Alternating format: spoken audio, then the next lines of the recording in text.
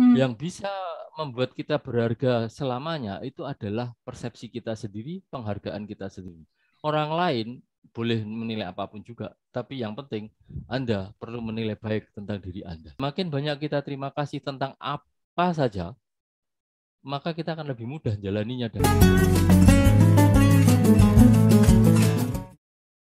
Pak Bayu, terima kasih banyak udah mau hadir di Ya, ngobrol-ngobrol kali ini.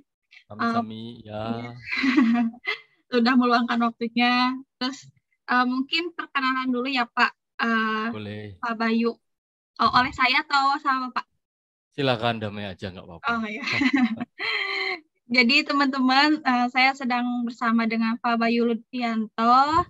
Beliau adalah grafolog, trainer, terapis, dan juga kalau teman-teman tahu, beliau juga penulis buku bestseller analisis tulisan tangan. Ya, itu Pak. Gitu ya. Oke, terima kasih. Ada yang mau Halo semua. ditambahkan ya Pak? Eh, saya seorang ayah Oh dan iya. seorang suami. Itu penting. Iya, iya, iya, iya, iya. Ya, apa yang dikemukakan Dami udah benar. Paling ya tambahannya sebagai seorang ayah, juga seorang suami,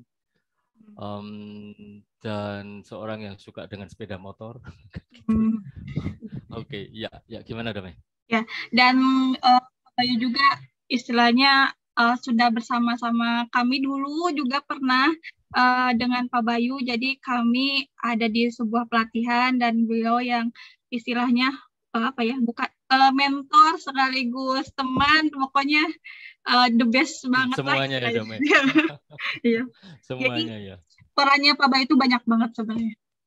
Ayah, teman, pokoknya banyak. Nah, Semuanya. ya. Pak, kan sekarang itu kan di internet, di mana-mana ya sekarang lagi banyak yang ngomongin tentang self-esteem. Nah, Oh ya, ya, ya, ya. sebenarnya Ya, terus? self-esteem itu apa sih Pak? Kalau menurut Pak Bayu nih? Oke. Akan sangat banyak definisi tentang self esteem ya Damai ya. Cuman yang perlu mungkin sedikit saya garis bawahi, kebanyakan orang tuh mencampur adukkan antara self esteem dengan self confident. Self esteem sendiri adalah harga diri gitu kan. Dan self confident itu adalah percaya diri. Itu dua hal yang sebetulnya berbeda tapi bisa menyatu ya. Seseorang dengan self confident yang kuat gitu biasanya nih, tidak selalu ya, tapi biasanya akan mempunyai self esteem yang kuat juga gitu kan. Cuman sebetulnya dua-duanya itu berbeda gitu. Kalau self confident atau rasa percaya diri atau PD gitu, itu selalu berkaitan dengan skill, dengan keahlian. Artinya begini Damai, ada orang yang sangat confident, sangat percaya diri untuk berenang, tapi dia tidak percaya diri untuk pidato di depan banyak orang. Terus apakah dia seorang yang percaya diri? Kan nggak mudah kan ya. Seseorang bisa percaya diri di berenang, nggak percaya diri di pidato, tapi percaya diri di masak.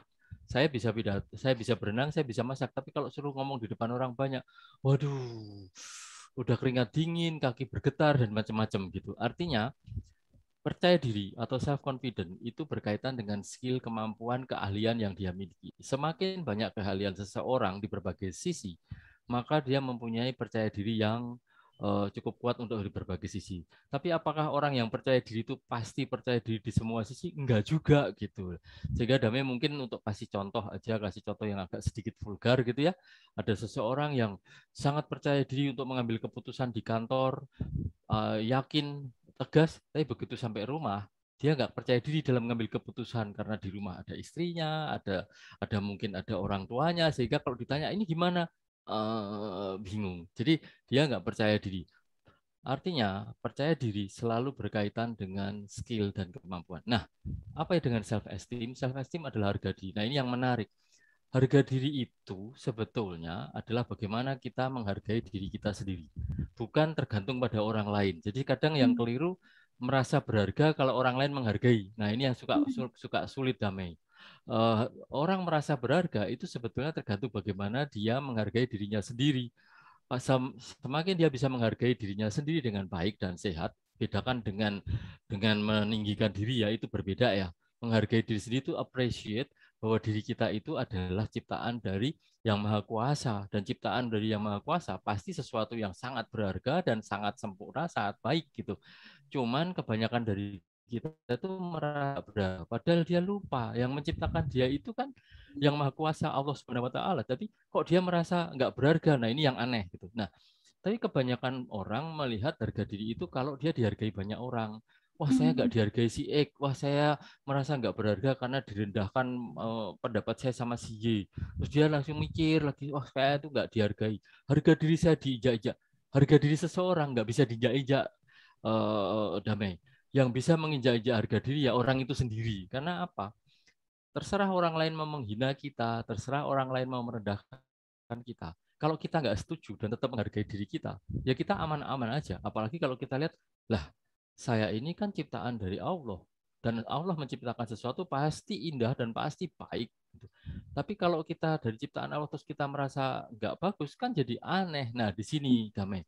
Bedakan antara harga diri dan percaya diri, tapi biasanya orang yang punya kepercayaan diri cukup kuat, biasanya dia secara nggak sengaja akan merasa berharga. Cuman kalau rasa harga dirinya itu hanya di backup atau didasari oleh percaya diri, itu pada suatu saat misalnya nih tiba-tiba dia itu PD-nya tinggi banget saat pidato gitu. Tiba-tiba di salah satu dia pidato listriknya mati, dia lupa dan diketahui orang banyak. Percaya diri dia hancur, harga diri dia pikir akan hancur juga. Padahal tidak harus. Katakanlah orang tidak menghargai kita, orang mencemooh kita, kalau kita tetap merasa berharga, terutama karena kita merasa adalah ciptaan yang maha kuasa, kita tetap aman. Begitu, Damai. Oke, menarik Pak. Tadi bedanya self esteem sama self confidence. Ya benar Iya, sih. itu. Kadang suka ketukar benar. Tuker, ya, ya. Padahal self confident itu banyak gitu kan. Seperti saya kemukakan, bisa jadi kita sangat confident untuk misalnya mengajar matematika gitu, tapi nggak confident misalnya mengajar fisika kan bisa juga toh. Oh iya, iya, iya bisa. Nah Gitu.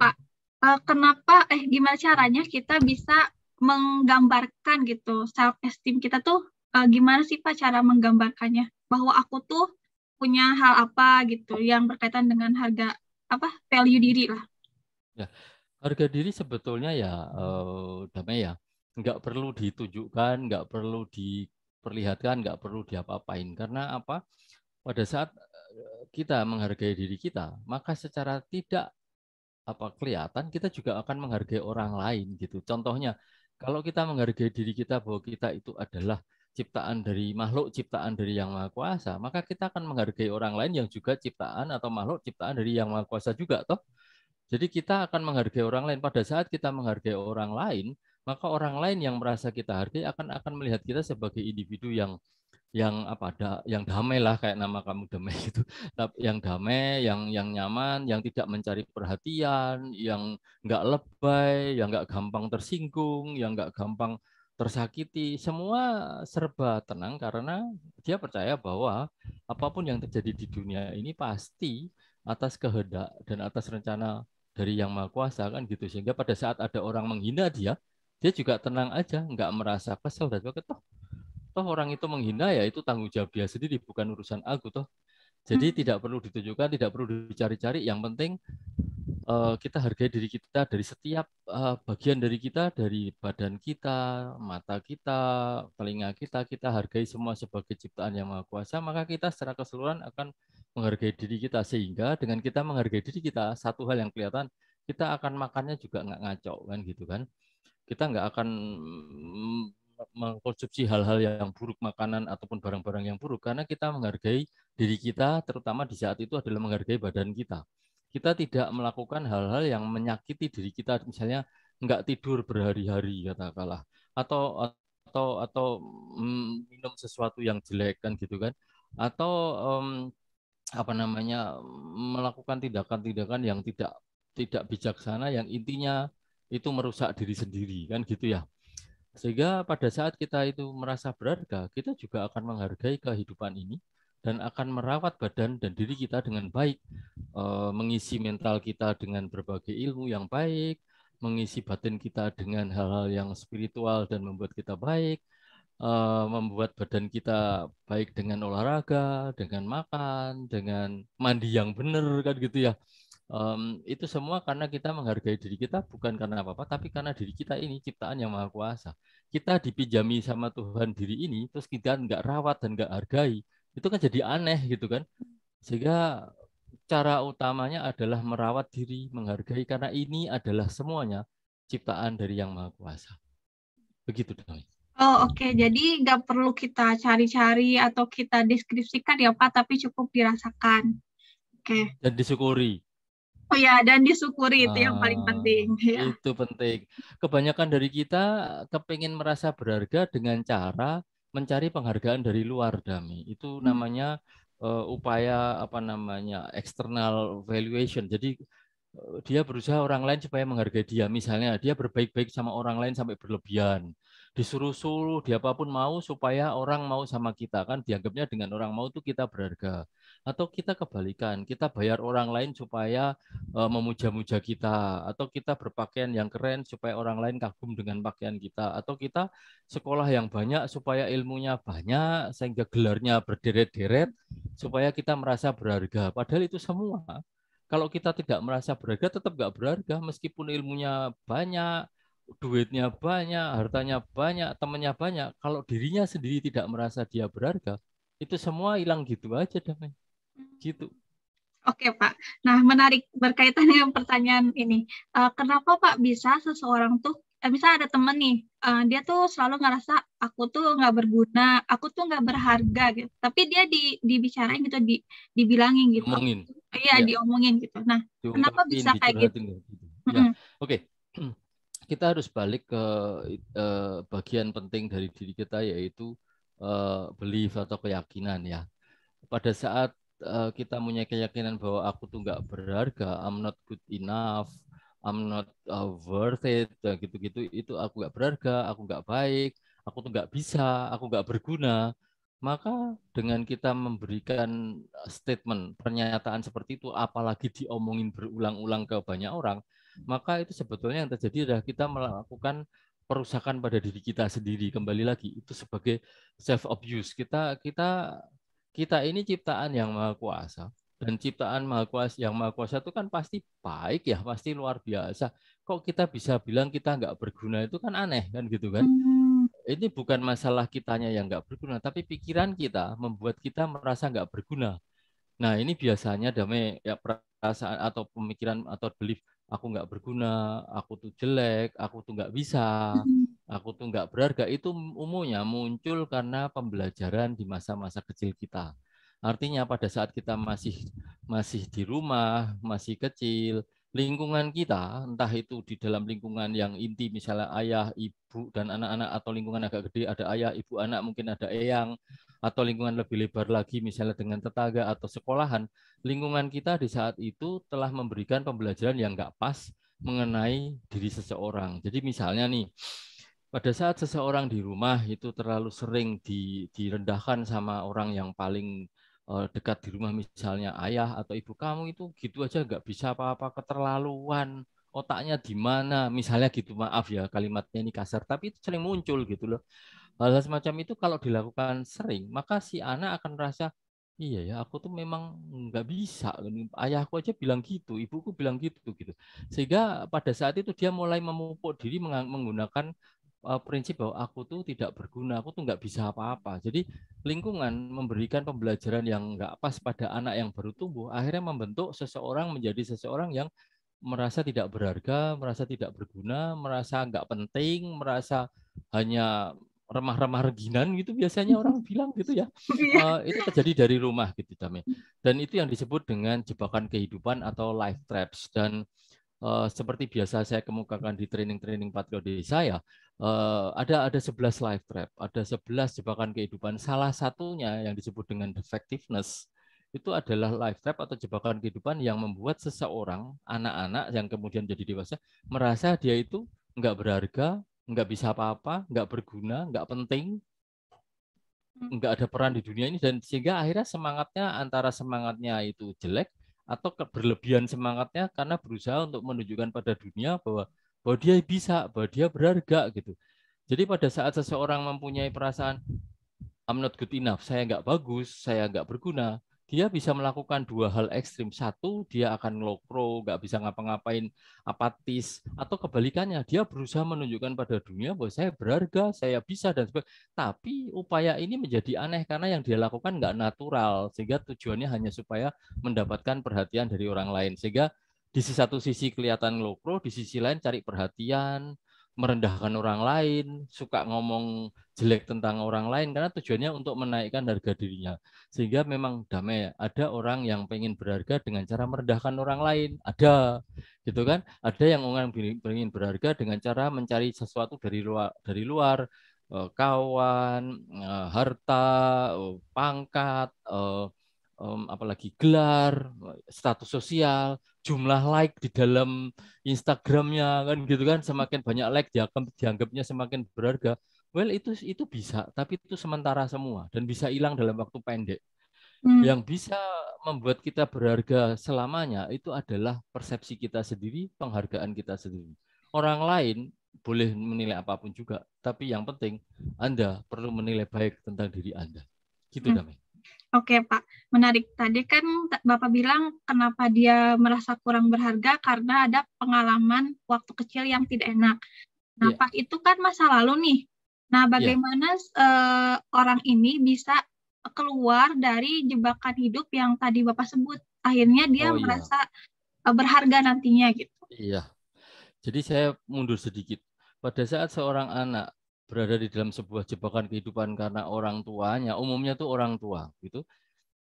Orang tuanya itu mendidiknya dengan cara yang salah, mengasuhnya dengan cara yang salah, misalnya dengan direndahkan, dengan ucapan-ucapan yang tidak membuat seseorang semangat, atau bahkan ada perlakuan-perlakuan yang tidak sepantasnya dilakukan, dan akhirnya masuk di dalam 1, 2, atau 3, atau 11 jebakan kehidupan yang ada gitu, maka sebetulnya yang terjadi orang tuanya itu sebetulnya kan juga hasil jebakan kehidupan dari orang tuanya dulu kan gitu kan, dan orang yang tuanya dulu dari jebakan, artinya kalau tidak di stop itu akhirnya menjadi sebuah penurunan jebakan kehidupan, jadi dapat warisan tapi warisan jebakan kehidupan gitu kan. Dan itu nggak selesai karena si anak yang dalam jebakan kehidupan nanti pada saat dia punya anak dia akan melakukan hal yang sama atau bahkan lebih parah gitu. Walaupun niatnya tidak melakukan, tapi karena dia jebakan kehidupan ini berada di dalam bawah sadar seseorang dan akan muncul pada saat yang tepat, maka walaupun dia berniat aku tidak akan melakukan itu pada anakku, muncul deh suatu saat, pasti muncul selama belum keluar. Maka pertanyaan Damai benar, bagaimana keluarnya kan gitu kan? Keluarnya adalah yang pertama menyadari, oke, aku ini sekarang berada di dalam jebakan kehidupan, contoh defectiveness, yaitu jebakan kehidupan di mana kita selalu merasa defect, merasa cacat, merasa jelek, merasa kurang, merasa nggak sempurna. Nah, berarti berada di dalam jebakan ini. Nah, setelah mengetahui dia berada dalam jebakan itu, maka dia akan melihat, dia akan menanyakan semacam ini, kalau aku gini terus, tambahlah setahun, tambahlah 2 tahun, tambahlah 10 tahun, tambahlah 20 tahun. Kira-kira aku dalam hidupku seperti apa gitu kan gitu. Begitu seseorang itu berada dalam jebakan dan nambahkan 10-20 tahun dan tetap seperti itu, kan pilihan orang itu cuma dua, Damai. Mau berubah atau tidak, mau keluar atau tidak. Tapi kalau dia bilang iya ya nggak enak juga kalau aku kayak gini, nanti aku menurunkan anakku. Ya gini juga, aku sudah merasa nggak bermanfaat dan berguna, anakku nanti munculnya juga gitu kan. Gitu tuh artinya terus merasa nggak berguna terus ngelokro, atau malah jadi kelewatan menjadi kayak orang yang kebangetan kepengen merendahkan orang lain atau pamernya luar biasa atau cari perhatiannya luar biasa. Itu hanya karena satu jebakan defectiveness. Nah, sehingga pada saat dia bilang, oh iya ya kalau gini terus repot juga hidup saya, kasihan anak-anak saya. Nah, begitu dia merasakannya, maka dia akan memutuskan untuk keluar dari itu. Caranya keluar adalah apa? Mulai kurangi sikap-sikap dan tindakan yang merupakan cerminan dari sebuah jebakan kehidupan. Misalnya nih, pada saat dia merasa aku tidak berharga, tidak berguna, maka begitu dia mau mengeluarkan kata itu, begitu-gitu langsung cek, pegang, oke, stop. Jangan pernah membicarakan lagi. Minimal kan dimulai dari tidak membicarakan tuh, Damai. Jadi kebanyakan orang malah diomongin, dipikirin dan sebagainya. Cara keluarnya sadari, kemudian kurangi dan hilangkan, bahkan untuk membicarakannya baik dengan tutur kata maupun di dalam kepala. Pada saat dia sudah mulai menghilangkan kalimat itu dari tutur kata dan kepala, serta mengurangi tindakan untuk tidak berguna, misalnya mulai cari perhatian nih. Aku wah ini biar orang merhatikan aku, biar kita loh kok aku arahnya ke sini lagi ya kan gitu ya. Nah, kalau di dalam kelas kan saya dulu kita bisa cek dari ada kuesioner yang bisa diisi kan gitu ya tentang jebakan kehidupan. Masih Damai masih ingat ya? Ya. Ada kuesioner tentang jebakan kehidupan. Tapi kalau nggak ada kuesioner juga bisa dilihat dari tulisan tangannya misalnya, karena saya biasa kerja dengan analisis tulisan tangan. Tapi misalnya keduanya nggak ada, yang paling gampang adalah mulai memonitor sikap dan pemikiran serta tindak tanduk kita sendiri.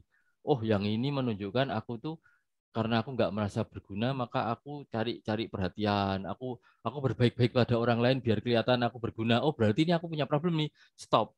Kalau Anda mau berbuat baik aja, bukan supaya orang lain itu senang sama Anda. Kan berbuat baik itu benar kan gitu kan dan baik. Tapi kalau berbuat baik kita supaya orang lain senang sama kita, itu sudah error, itu udah keliru itu. Itu artinya dia sedang melakukan penguatan pada jebakan kehidupannya sendiri. Begitu Damai. Oke, Pak. Nah, sedikit balik ke tadi, Pak, yang bilang ini tuh warisan jebakan kehidupan. Nah, itu tuh Ya. berarti boleh nggak sih kalau dia bilang, oh ini gara-gara orang tua Orang saya nih. tua ya. Ya, Ya, boleh nggak sih? ya bukan masalah boleh tidak sih sebetulnya. Karena begini Hmm. Damai. Kita perlu akui bahwa itu ada kesalahan di pihak orang tua. Harus diakui. Kalau enggak, orang tua tidak belajar untuk memperbaiki. Orang tua itu Damai, walaupun tua tetap orang. Artinya dia tetap harus belajar kan gitu kan. Banyak orang tua merasa udah keren banget kan gitu kan. Padahal yang dia lakukan itu ngaco kan gitu kan. Sehingga sebagai orang tua, dia perlu sadar meskipun tua, dia tetap orang. Dan sebagai orang, dia tetap harus belajar. Yang kedua, apakah kita sebagai anak akan menyalahkan orang tua? Enggak perlu. Karena apa? Orang tua kita dulu mungkin belum sempat untuk belajar tentang ini. Orang tua kita belum sempat ikut training tentang parenting yang bagus kan gitu kan. Orang tua kita mungkin nggak pernah terekspos dengan buku-buku tentang pembelajaran pengasuhan anak yang benar kan mungkin nggak. Sehingga pada saat mereka atau beliau-beliau tidak tahu, ya kita nggak bisa menyalahkan dong. Kita nggak mungkin menyalahkan orang yang nggak tahu tuh Damai. Kalau orangnya tahu tetap melakukan, nah itu kacau kan. Tapi orang tidak tahu melakukan, kita mau nyalain dari mana? Namanya juga nggak tahu kan gitu kan ya. Sehingga kita tidak perlu ke arah sana. Kita cukup oke, ini berarti ada sejarah masa laluku yang begini, maka yang aku lakukan, aku bereskan di aku. Insya Allah nanti pas aku jadi seorang ayah, menjadi seorang ibu, aku menjadi seorang ayah dan ibu yang lebih baik dibanding yang terjadi di masa lalu. Begitu. Maafin aja apa yang terjadi dengan orang tua. Beliau-beliau kan nggak sempat ikut training dulunya kan gitu kan. Beliau mungkin nggak sempat baca, nggak sempat diskusi, nggak sempat lihat YouTube kan gitu kan. Sehingga kalau toh pun apa yang terjadi di masa lalu itu mungkin nggak pas dan membuat kita sekarang merasa nggak berguna, merasa nggak berharga, ya udahlah maafin aja. Start from now on, mulai dari sekarang lakukan sesuatu yang lebih baik. Gitu Jamin. Ya, siapa? Soalnya mungkin nih teman-teman juga mungkin baru dengar nih istilah jebakan hidup tuh Pak. Jadi Ya, mungkin, wah ini gara-gara orang tua saya. Nah, takutnya ada yang ke arah sana. iya, iya, Gitu. Mm. iya sih. Tujuannya belajar jebakan kehidupan bukan untuk menyalahkan orang tua, tapi untuk membangun generasi berikutnya yang lebih baik. Dan memahami apa yang terjadi di masa lalu umumnya terjadi karena ketidaktahuan kan begitu ya.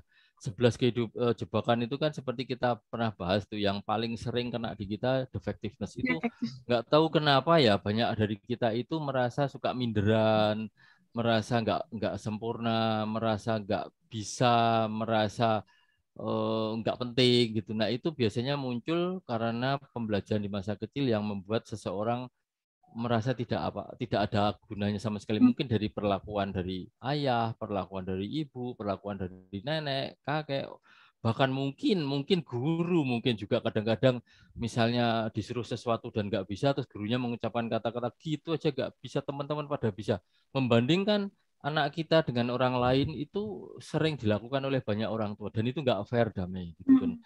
karena apa anak kita ya anak orang lain nggak bisa loh kok anaknya sih ini bisa kamu kok nggak bisa gimana sih kamu nah kan aneh membandingkan kita dengan anak orang lain karena apa gitu saya sering apa ya berada dalam situasi seperti itu misalnya memberikan seminar dan ada orang tua bilang Pak saya bandingkan anak saya dengan orang lain tujuannya supaya tersemangati motivasi dan begitu kan ya bener sih kan gitu kan. Cuman saya tanya sama ibu itu. Jadi ibu kalau bandingkan anak ibu ke orang lain supaya termotivasi. Iya.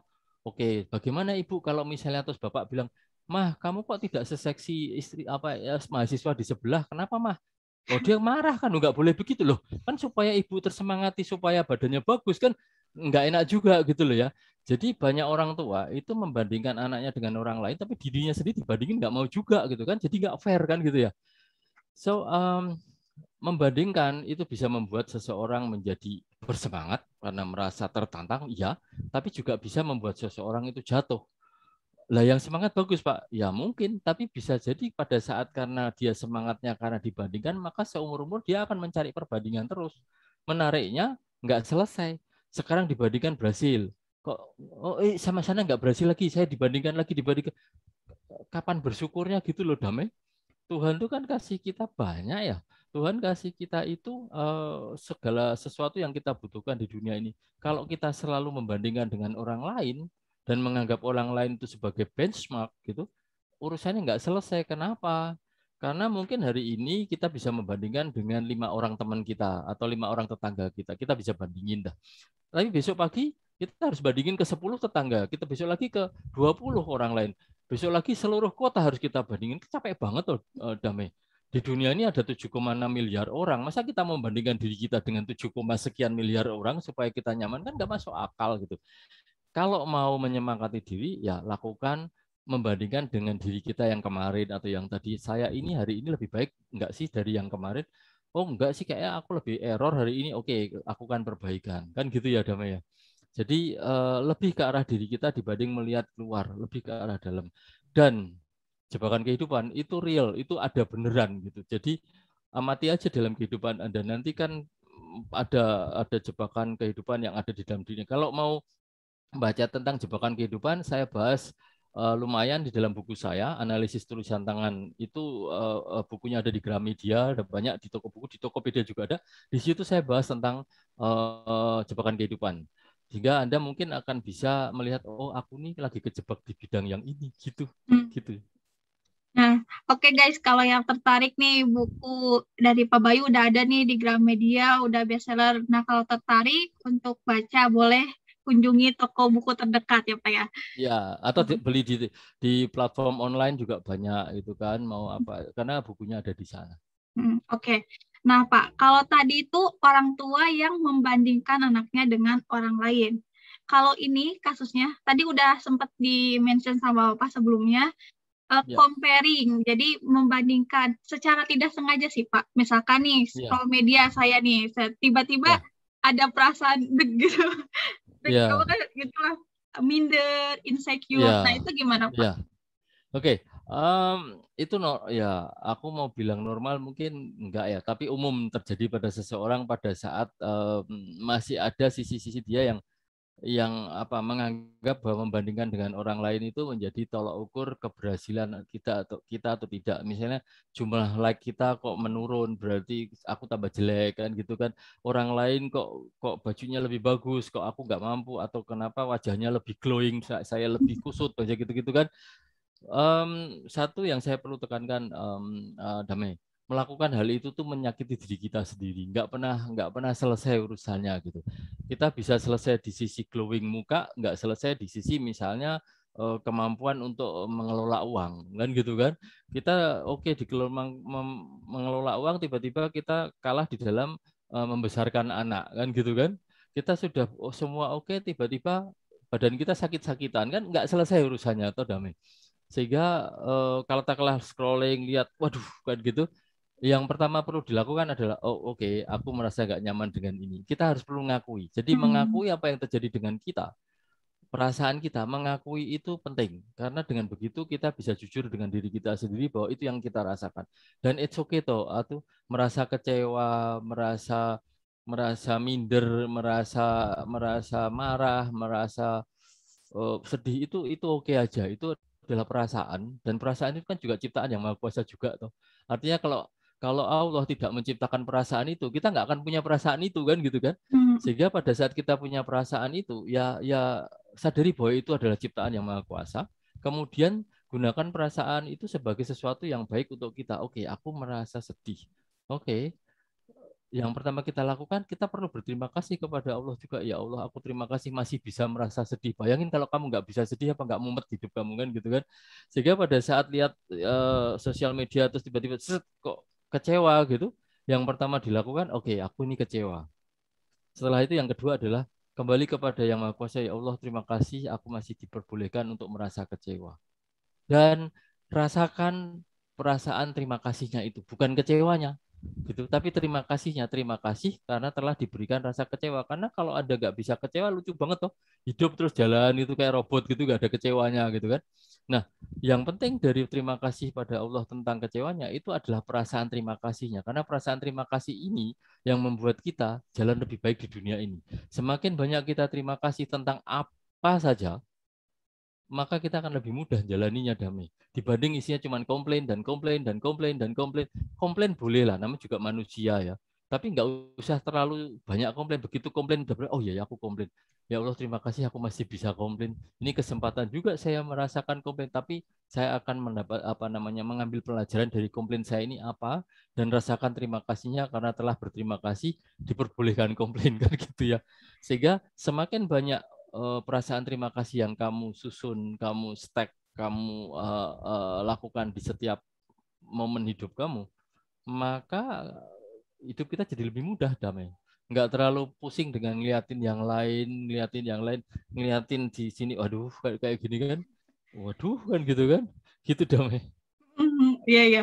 Oh gitu ya Pak. Itu kalau secara internal nih, pribadi, personalnya Ya, dia nih. Kalau ya, melibatkan eksternal nih, misalkan saya nih Pak, curhat ke Pak Bayu nih, Pak saya ya, kayaknya hopeless, saya useless, ya. saya apa ya ini. Nah, bagaimana posisinya sebagai orang eksternal ketika mendapat keluhan seperti itu atau Curhatan semacam ini. Oke. ya.